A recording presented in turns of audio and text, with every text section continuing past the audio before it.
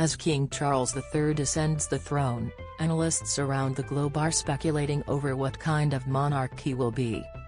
The former Prince of Wales has built a reputation over decades for his outspoken nature when it comes to various political issues. When making his address to the public, the king hinted he would take a step back from some of the charity and campaign work he is passionate about. He said, "My life will of course change as I take up my new responsibilities. It will no longer be possible for me to give so much of my time and energies to the charities and issues for which I care so deeply. But I know this important work will go on in the trusted hands of others." But will he stay true to his word? Speaking to the New Statesman YouTube channel, one commentator suggested that the king could become a thorn in the side of Prime Minister Liz Truss and challenge some of her policies. Key disagreements over the environment and even Brexit could see the monarch and Ms Truss lock horns, Martin Fletcher said. The former foreign and associate editor of The Times said, "For the first time, we know exactly what a monarch's views are. So, if Liz Truss comes to him and seeks royal assent for a bill that dilutes the commitment to net zero by 2050, for example. It doesn't have to even be about the environment. It could be a bill that jettisons the Northern Ireland Protocol and threatens the Good Friday Agreement."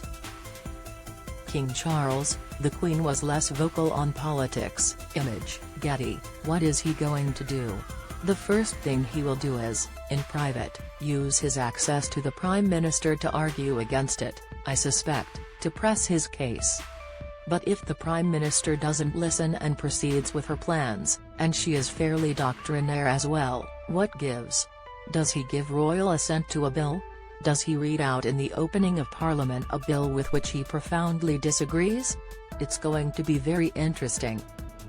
When a bill is passed through Parliament, it is then presented to the monarch to receive royal assent. This essentially means gaining the King or Queen's approval to make the bill law. Given that the UK has a constitutional monarchy, the King or Queen is expected to give their signature. The last bill to be refused assent by the sovereign was the Scottish Militia Bill during Queen Anne's reign in 1708. The Scottish Militia Bill was meant to arm the Scottish militia as part of the unification between Scotland and England. But Queen Anne withheld royal assent as she feared the militia would not be loyal to her.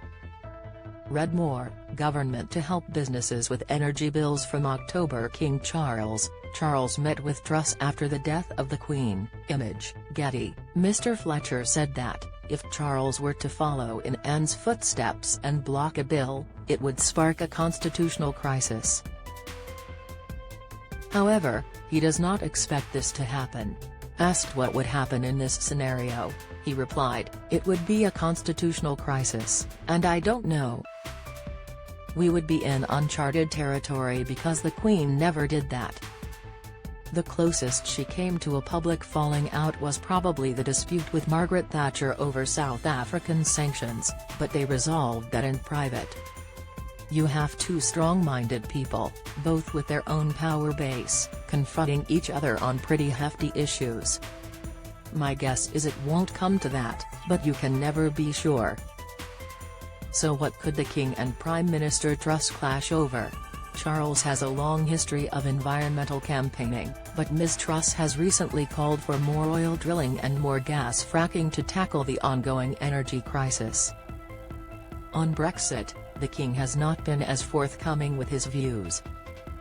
The government has reportedly told the EU it intends to continue suspending border checks on goods moving from Great Britain to Northern Ireland, a move which risks further angering Brussels.